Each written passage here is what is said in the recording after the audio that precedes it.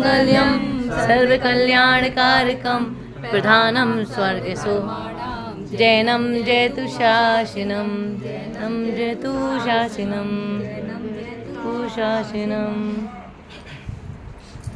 15 minute में स्वाध्याय तो क्या ही होगा, मैं प्रेरणा कर देता हूँ कि स्वाध्याय क्यों करना चाहिए। हम कोई भी काम करते हैं बिना लक्ष्य के तो नहीं करते ना। एक धर्म ही है जिसे बिना लक्ष्य के करे जा रहे हैं। अब देखना, सब टटोल के देखना कि क्यों हम धर्म करते हैं। कितने लोगों ने अपना लक्ष्य निर्धारित किया है कि कौन धर्म, हाथ खड़े करके बताओ जरा, इनमें से कितने लोग जानते हैं कि हम धर्म क्यों करते हैं? आंसर पता है, सुखी होने के लिए, आत्मा सुख के लिए। एक मिनट, आंसर क्लियर होना चाहिए ना। आप डरते क्यों? आप हाथ खड़े हुए डरते क्यों? घबराते क्यों? जब क्लियर है तो फिर घबराहट क्या? क्योंकि पता है कि हमारे उद्देश्य गलत है। हमें ये ऐसे भी पता नहीं, है। गलत भी है तो भी बताओ तो सही, पर उद्देश्य हो तो सही। आधों का तो उद्देश्य ही नहीं है, आधों का होगा सांसारिक, आत्मा के स्वभाव को प्राप्त करने के लिए। नहीं ऐसे नहीं, सुना है शास्त्रों का जो आपका है वो बताओ। अच्छा, मतलब मैं जिसलिए करती हूँ मन की शांति के लिए, अपने कर्म हटाने के लिए, और जो सिद्ध क्षेत्र में जो हमारे भगवान वहाँ पर स्थापित है, मतलब मैं ये सोच करती हूँ कि मुझे वैसा बनना है, तो मैं तो इसलिए ही करती हूँ। एक वो पीछे बोलेंगे तो दो लोगों ने बोला कर्मों का क्षय, लगभग दोनों का एक जैसे ही है। कर्मों का क्षय करने के लिए, आत्मा को शुद्ध करने के लिए। आत्मा को शुद्ध करना तो है नहीं, आत्मा शुद्ध ही है, उसको समझना है। तो स्वाध्याय देखो, आप कोई भी संसार का भी कोई कार्य करते हो, आप व्यापार करते हो, नौकरी करते हो, बच्चे को पढ़ाई के लिए ही भेजते हो। छोटी सी बात है, बिल्कुल बच्चे को पढ़ाई के लिए भेज दो ना, तो कुछ लक्ष्य रखते हो ना कि ये कुछ पढ़ लिख के बड़ा बनेगा, फिर आगे डिसाइड कर लेते हो डॉक्टर बनेगा। एक तो दिमाग में तो रखते हो ना कुछ, लेकिन धर्म के करते हुए कुछ नहीं दिमाग में रखते। बस सब मंदिर जाते हैं, हमारे पूर्वज भी जाते थे, हम भी जाते थे, हम भी चले जा रहे हैं, बस किए जा रहे हैं। क्यों करते हो, क्यों जा रहे हो भाई मंदिर? एक तो रहता रीजन कि पुण्य कमाना है, पुण्य मिलता है, पुण्य का लालच होता है। देखो भाई, पाप कट जाए। अब मैं दूसरे नंबर पे आता हूँ। आपने कहा पुण्य कमाना है, कोई कह रहा है सुख शांति चाहिए। अब उसका भी खबर तो होनी चाहिए ना, सुख शांति क्या है, पुण्य से क्या मिलेगा, उसकी खबर। बात नहीं करो, बस 15 मिनट बोलना है तो फिर सुन लो। फिर अपना एक लक्ष्य बनाना, कार्य करते वक्त अपना लक्ष्य जरूर निर्धारित करो। आप वो प्रैक्टिकल करते हो ना, साइंस तो मेरे ख्याल 90% लोगों ने यहाँ पे 8वीं 10वीं क्लास में साइंस पढ़ी होगी ना, उसमें प्रैक्टिकल करते थे। तो प्रैक्टिकल में क्या लिखते थे? उद्देश्य। सबसे पहला क्या होता था? उद्देश्य। उद्देश्य में अपना ऑब्जेक्ट, यानी उसके बाद उपकरण, क्या क्या सामग्री चाहिए मुझे उस उद्देश्य को पूर्ति के लिए, क्या क्या सामग्री चाहिए, और उसके बाद विधि लिखते थे, क्या विधि है, और उसके बाद रिजल्ट लिखते थे। ये 4 चीज़ें होती थी ना उसके अंदर। तो अपने को भी पहले उद्देश्य निर्धारित करो कि मेरा धर्म करने का उद्देश्य क्या है। खाली धर्म ही नहीं, संसार में भी हर जीव सुखी होना चाहता है, सिर्फ सुखी होना ही मूल उद्देश्य है। आप कभी थोड़ा सा चिंतन नहीं करते? चिंतन करके देखना, आप सोते क्यों हो, आप उठते क्यों हो, बैठते क्यों हो, खाते क्यों हो, पीते क्यों हो, हर चीज़ का जवाब जब आखिर में आएगा तो आपका यही आएगा कि मैं सुखी होना चाहता हूँ, दुखों से बचना चाहता हूँ। तो उसका जो धर्म है वो उसका मूल कारण है सुखी होने का। धर्म का जो वास्तविक अर्थ है, वस्तु के स्वभाव को धर्म कहते हैं, और जो वस्तु के स्वभाव को जान लेता है वो दुखों से बच जाता है, और दुखों से बचने का नाम ही सुख की प्राप्ति है। तो पहले तो अपना लक्ष्य निर्धारित करो कि मुझे सुखी होना है। स्वाध्याय भी करते हैं ना, तो उसमें पहले लक्ष्य निर्धारित किया है कि मुझे सुखी होना है। स्वाध्याय खाली किताब पढ़ने से थोड़ी स्वाध्याय हो जाता है। वो तो आपने किताब देखो, स्वाध्याय के भी कितने चरणों में होता है, और लोग अपना अपना देख लेना कौन क्या करता है। एक तो किताब पढ़ लेना, उसको तो खाली वाचना कहते हैं। एक किताब को पढ़ के उसके अर्थ समझ लेना, उसको अध्ययन कहते हैं। और मेरे लक्ष्य से उसमें कुछ लिखा है, मुझे उसको लक्ष्य को ग्रहण करना, उसको स्वाध्याय कहते हैं। यानी उसको देख के अपना अध्ययन करना, स्व अध्ययन। अर्थ से ही आप अर्थ की समझ करोगे। स्व माने आत्मा ही है, आत्मा को कहो, स्व कहो, वो एक ही बात है। मैं कहो मतलब या अपनाना भी बोलते हैं कि आपने अपने आप में अपना लिया उसको। अपने आप को आइडेंटिफाई करना, ये भी लक्ष्य में आ जाता है। अभी तो अपने आप को आइडेंटिफाइड ही नहीं है, किसी को पता ही नहीं कि मैं कौन हूँ। बस भेड़ चाल में सब चले जा रहे हैं, मैं स्त्री हूँ, मैं पुरुष हूँ, मैं सेठ हूँ, मैं गरीब हूँ, मैं अमीर हूँ, बस इसी में अपनी स्थापित किया और ज़िंदगी का बोझ ढोए जा रहे हैं। आप अपने दिल पे हाथ रख के करना कि आपने जो निर्धारण किया हुआ है उसमें कितने लोग सुखी मानते हैं अपने आप को, कितने लोग ये कह सकते हैं कि हाँ मैं सुखी हूँ। है कोई एक आदमी कोई हाथ उठाए बताए, मतलब ठोस, और फिर मैं उससे रीज़न भी पूछूँ। सब कहीं नहीं गए। सब होगा, वो सबको पता है कैसे मिलेगा। जब आत्मसंतुष्टि होगी तो सुख है। बिल्कुल कहा ना आपने, आपको है। मैं ये पूछ रहा हूँ कि किसी को है, नहीं है ना, तो आप सब तो जैन हैं, आपको पुनर्जन्म भी मानते हैं, तो आपने ये सुना होगा ये जन्म बहुत पुण्य के बाद मिलता है, पूर्व में अनादिकाल से हम ऐसे भ्रमण करते आ रहे हैं। तो वो अनादिकाल से भ्रमण करते आ रहे हैं, तो कभी तो आप रुको। अब आपको समय आया है, ये सब सर्वोत्कृष्ट पुण्य का उदय है आपकी, इससे बड़ा पुण्य का उदय चौथा काल होगा। उत्कृष्ट काल वो है जहाँ आपको समझ आ जाए, अपना आइडेंटिफिकेशन मिल जाए और सुखी होने का मार्ग मिल जाए, वो है उत्कृष्ट काल। वो चौथे काल में भी बहुत कम लोगों को मिलता था और पंचम काल में भी बहुत कम लोगों को मिलेगा। चौथे काल की अगर मैं, अब इतना टाइम नहीं है ना, अगर मैं चौथे काल में बताऊं तो ऐसा पंचम काल में तो इतना भीषण काल आया नहीं जिसमें धर्म की विच्छित्ति हो गई। चंद्रप्रभु भगवान से लेके पुष्पदंत 8वें तीर्थंकर कौन से हैं? चंद्रप्रभु भगवान से लेके शांतिनाथ भगवान तक, हर भगवान के काल के बाद बीच में धर्म की विच्छित्ति, जो धर्म खत्म ही हो गया जैन दर्शन। शांतिनाथ भगवान के बाद आज तक कंटिन्यू चल रहा है। तभी हम वो बोलते हैं ये शांति धारा हो अखंडित, चिरकाल तक बहती है ना। तो ऐसा नहीं है, तो लोग कहते हैं कि चौथे काल में ये चौथा काल था तो चौथे काल में धर्म, चौथे काल में भी ऐसा ही धर्म था और पंचम काल में भी वैसा ही धर्म है। धर्म में कोई फेरफार नहीं है, कोई परिवर्तन नहीं। समझने की कब है, वहाँ भी समझ से ही था, यहाँ भी समझ से होगा। पहले उद्देश्य नक्की करो कि मुझे सुखी होना है। दूसरा उपकरण क्या चाहिए? ज्ञान दर्शन चारित्र, जो तुम्हारे पास सदैव मौजूद है, कभी तुम्हारे से कोई अलग नहीं कर सकता। तुम्हारा ज्ञान दर्शन चारित्र कहीं से लाने नहीं है। मतलब सरल बता रहा हूँ, इतना सरल है। और कठिन इसलिए है कि क्योंकि अनादिकाल से आज तक किया ही नहीं है, इसलिए कठिन है। सरल इसलिए है कि तुम्हारे पास ज्ञान दर्शन चारित्र कहीं से नहीं लाने, तुम्हारे पास है, उसी में वो काम होगा। अब मैं ज़्यादा डिटेल नहीं कर सकता क्योंकि टाइम नहीं है ना, तो थोड़ा इसको समझोगे। समझने की ड्यूटी तो आपकी है। स्वाध्याय करो तो इस ढंग से करो। साइंटिफिक जो आप कहते हो ना, साइंटिफिक है, अपना जैन दर्शन साइंटिफिक है, तो ये कोई साइंटिफिक थोड़ा, एक भी रात को खाना नहीं खाते क्योंकि उसमें वो बैक्टीरिया नहीं होते, उसमें ये नहीं होता, फला नहीं होता। जीव तो साइंटिस्टों ने भी सिद्ध कर दिए 36,450 जीव होते हैं खून में।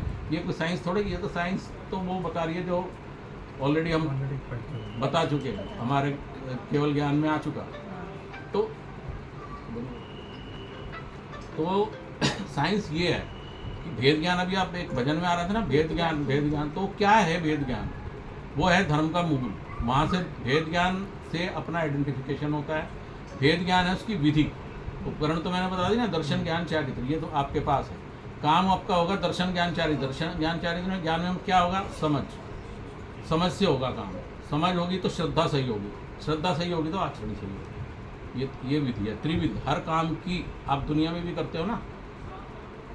आपको अगर आपने व्यापार करना है, एग्जाम्पल मैं व्यापार करता हूँ, इसके व्यापार का एग्जाम्पल देता हूँ, और पहले चाहिए क्या चाहिए? नॉलेज। उसके बाद नॉलेज के बाद भी नॉलेज बहुत लोगों को होती है।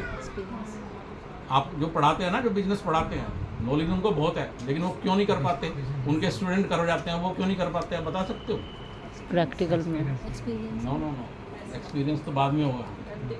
श्रद्धान नहीं होता उनको, उसके ऊपर ये श्रद्धान होना कि हाँ, जो मेरी नॉलेज है कि ये मैं कर सकता हूँ, ये हो सकता है, ये पॉसिबल नहीं। ये श्रद्धान जिसके अंदर होगा वो उस काम को कर सकता है।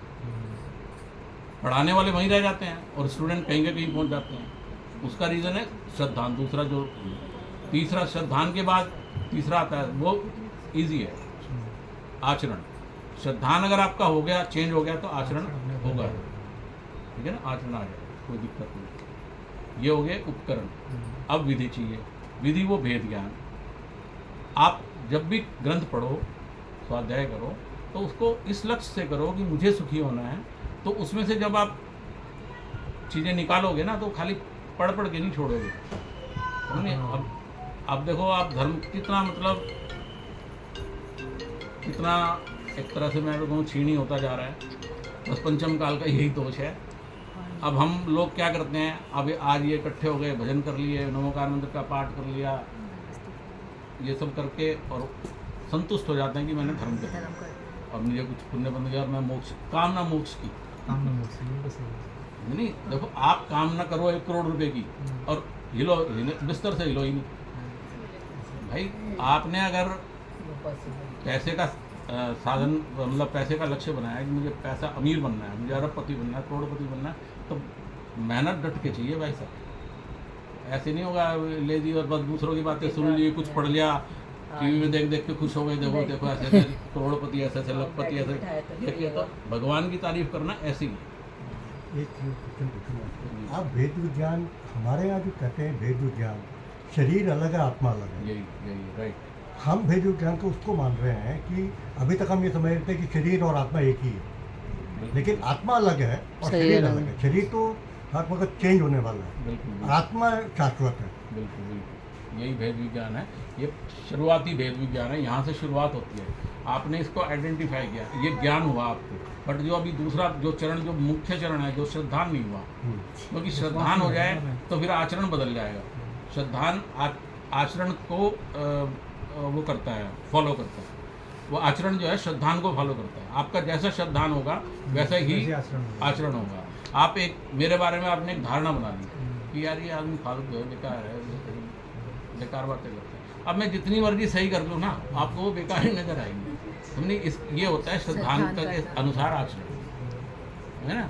तो आप अपना सबसे पहले लक्ष्य ठीक करें, फिर उपकरण सबके पास है, कोई टेंशन नहीं, किसी तरह की दिक्कत नहीं, कुछ इकट्ठा नहीं करना आपको बाहर से। विधि ठीक करें, विधि भेद ज्ञान है। अब भाई साहब ने कहा ना, ये प्रारंभ यहीं से होता है कि पहले शरीर और आत्मा, बाकी सारी चीज़ें बाहर पड़ी हैं, ये इसका भेद ज्ञान तो सबको पता है। शरीर और आत्मा का भेद ज्ञान ये आइडेंटिफाई करें कि मैं आत्मा हूँ, जानने देखने वाला हूँ। यहाँ से उसके बाद फिर एक जैसे जैसे आप बारीक होते जाए ना, पैना होता जाएगा आपकी प्रज्ञा छैनी। समय सार में एक शब्द इस्तेमाल किया हमारे चंद्राचार्य ने, प्रज्ञा छैनी। कि प्रज्ञा छैनी जैसे जैसे आपकी बारीक होती जाएगी, आपको पकड़ में आता जाएगा कि मेरे भाव भी कौन से मेरे से भिन्न है, मैं क्या कर सकता हूँ, मेरी करने की सीमाएं क्या है, मैं कर क्या सकता हूँ। और सोच रहा हूँ मैं सारा संसार को चला रहा हूँ, कर तो कुछ भी नहीं सकता।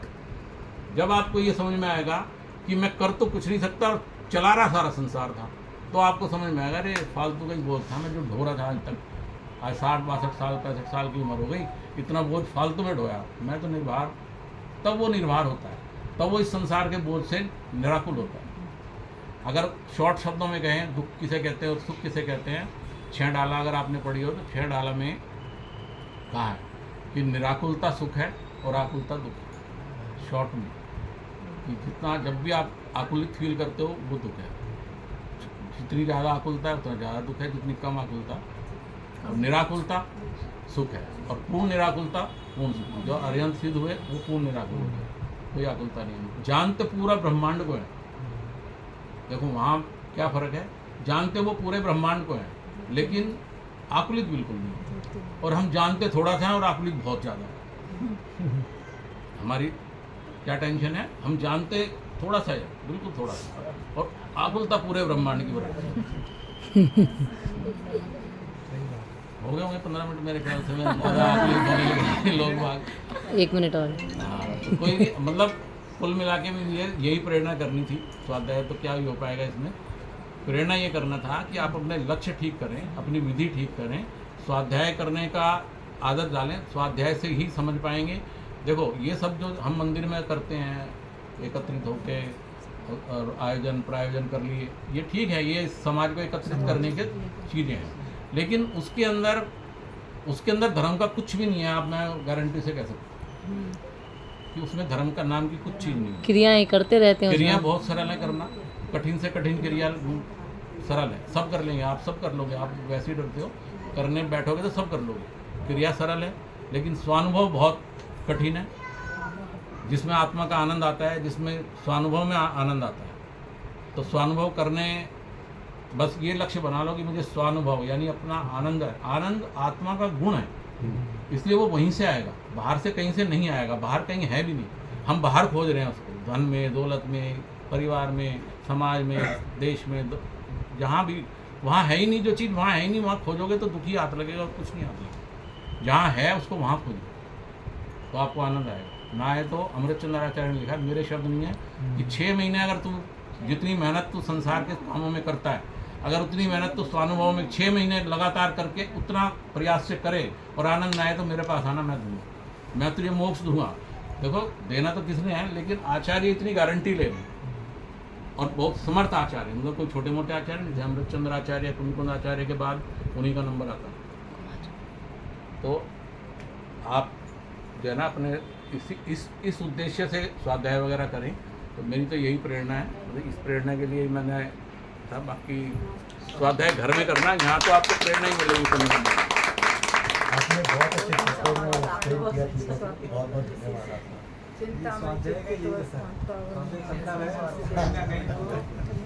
थोड़ी थोड़ा ज्ञान की प्राप्ति